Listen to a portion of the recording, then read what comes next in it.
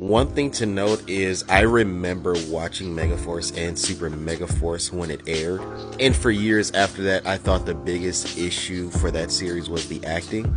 But after rewatching it again 10 years later and going at it again episode by episode and actually giving it a fair chance, the biggest issue I realized with this series is the story itself. Basically, what Power Rangers tried to do is tell two stories in one. Not to mention the fact in 20 or less episodes. And because of that, it feels very rushed. For example, when they actually defeat, I think his name is General Malcor, the first main villain of Megaforce. And at the end, they celebrate saying, yeah, we defeated the villains. Usually that type of celebration is for the very end of the series. And by that point in time, in most Power Rangers series, it does feel like that. By that point in time, that Ranger team had been through so much, been through somewhat character growth, had grown as a team. We've gotten to know the characters very well. And traditionally, each Ranger would get an episode or two dedicated to them or their character.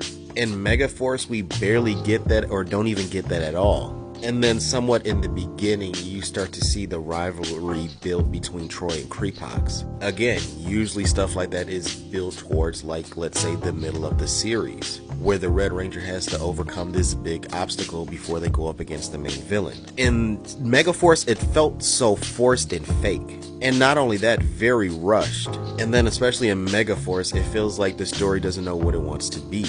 First, it's about insects taking over planet Earth. Alien insects, mind you.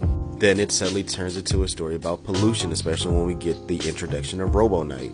And then later on, it starts turning into this robots versus human story. And then later on, we find out that Vrock has a royal family. Not only is it rushed, but it doesn't know what it wants to be. It doesn't really have an identity.